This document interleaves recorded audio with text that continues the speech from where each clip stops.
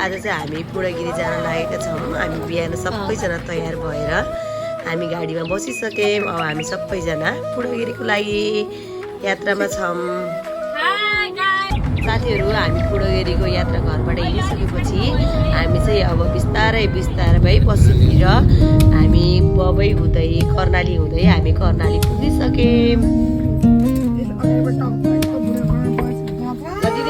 साथीहरू, हामी कर्णालीमा एकछिन झरेर सबैजना फोटोसोटो लिएर हामी फेरि पनि हामी पुडगिरीकै यात्रामा छौँ। दिदी कहाँ यो ल दिदी कर्णाली आयो आउनु। साथीहरू, हामी यसो ग्रुपमा फोटोसोटो खिचेर हामी नाच्दै गाउँदै हामी कर्णालीको चिसो हावाले धन्दै उडाएर हामी नाच्दै नाच्दै हामी फेरि पनि हामी यात्रा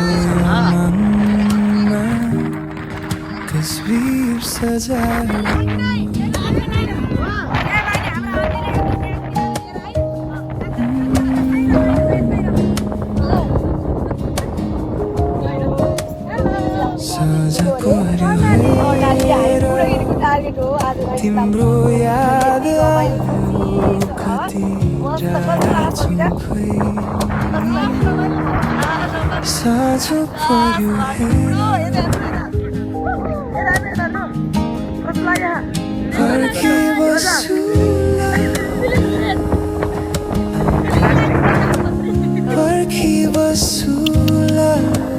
र साथीहरू, हामी चाहिँ अब कर्णाली कटेर हामी अत्तरिया पुग्यौँ। अब अत्तरियामा एकछिन पनि हामी रोक्न ढिला भइसकेको छ। हामी मन्दिर पुग्नु छ।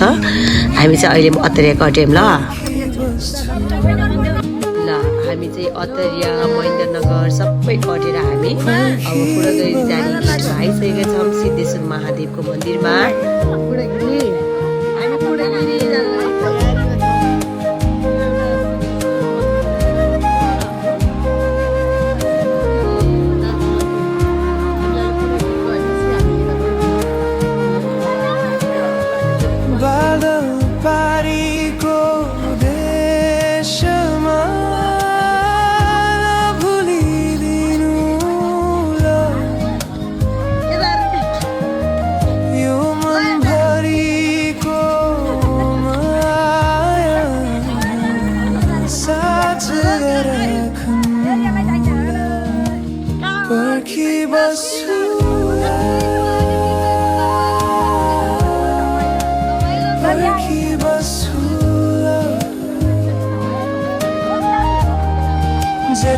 ल हामी चाहिँ सिद्धेश्वर महादेवको मन्दिर नजिकै पुगिसकेका छौँ। त्यसदेखि हामी अगाडि नै हिँड्नुपर्छ। त्यहाँ चाहिँ हामीले महाकाली नदी पार गरेर मात्रै हामीले इन्डिया भेटाउँछौँ।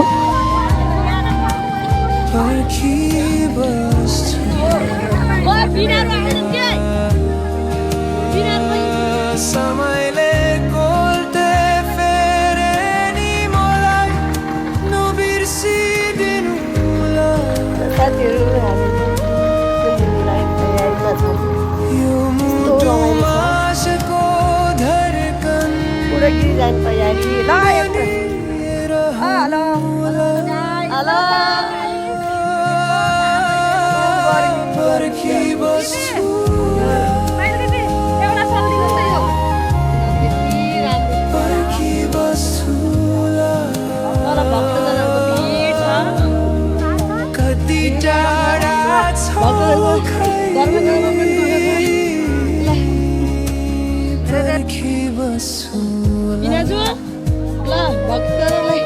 भगवान भेट्न सजिलो ठाउँ हुनुहुन्न कि भगवान हरे कृष्ण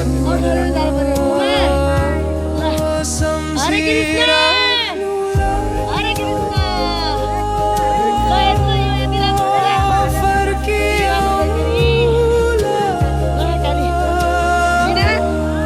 भगवान भेट्न दुःख छ के आन्टी ल ठिक है।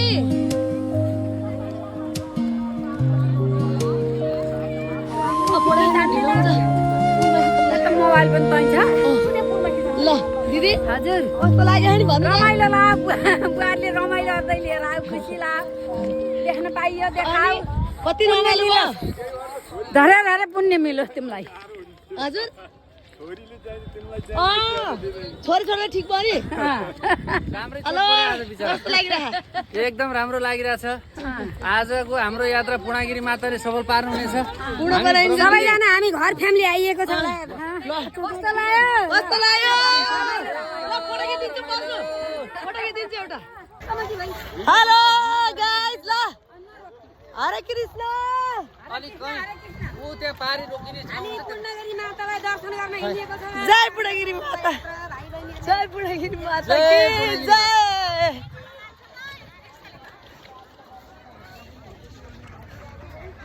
ल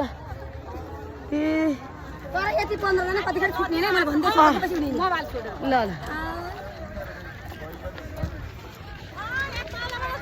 हरे कृष्ण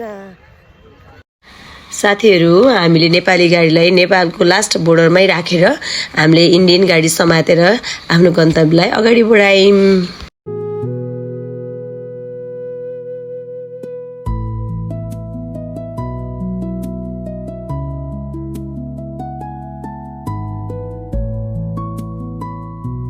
अब यो ठाउँदेखि पूर्णगिरी 20 किलोमिटर रहेछ। हामीले चाहिँ इन्डियन गाडीमा हामीले 20 किलोमिटर इन्डियन गाडीमा गएर पूर्णगिरीको गेटसम्म यही गाडीमा पुग्छौं।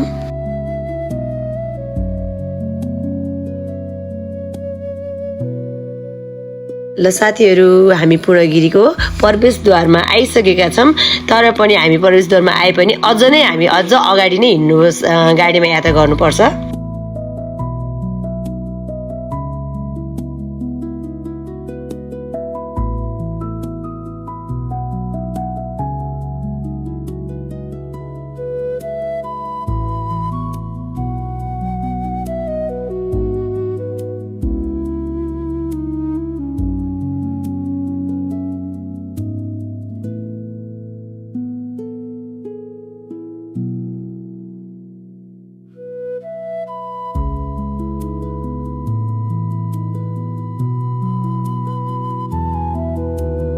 ल साथीहरू हामी यस्तै धर्मशालामा विश्राम गरेर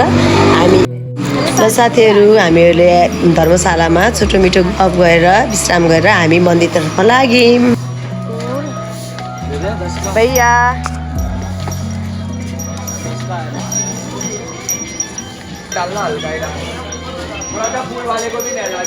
साथीहरू मन्दिरमा एकदमै भिड रहेछ माता रानीको दर्शन पाउनको लागि। हामी चाहिँ 1 बजे हिँडेको मान्छे 5 बजे बल्ल पालो पायौं। हामी लाइनमै छौं है।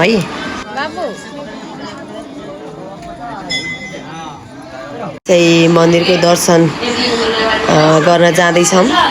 ल अलिअलि भिडियो पनि बनाउँदैछौँ बीचबीचमा जहाँ जहाँ हिँड्न गाह्रो हुन्छ त्यतै हामी भिडियो बनाएर मनोरञ्जन गर्दैछौँ।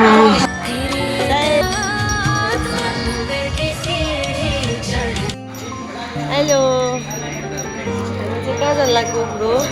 हामी पूर्णगिरी माताको दर्शन गर्न कस्तो राम्रो नि कति रमाइलो 2083 सालको सन्ध्यामा सबैलाई दर्शन गरेर नयाँ वर्षको सुरुवात होस् खुसी होस् भनेर कामना गर्न सबैलाई न्यु इयरको शुभकामना पनि। जय पूर्णगिरी माता। जय बुढागिरी हजुर। ल बुढागिरीको माताले रक्षा गर्नु भरिपूर्ण होस्।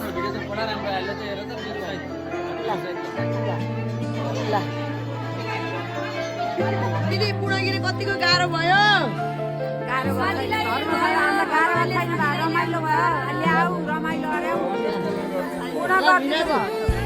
पुग्यो नि भगवान ठाउँमा। आइयो आइयो आइयो आइयो मनोकामना पूर्ण भरिपूर्ण बनाउनुहुन्छ। सबै सन्तानहरू राम्रो होस्।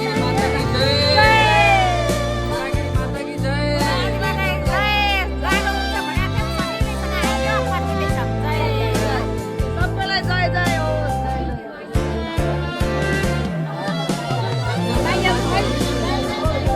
हामी माता रानीलाई दर्शन गरेर हामी सबैजनासँग फोटो लिँदै घुम्दै हेर्दै हामी चाहिँ अब फर्किने तयारीमा छौँ।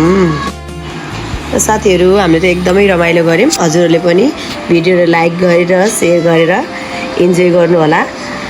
थ्याङ्क यू फर वाचिङ साथीहरू। Bye bye.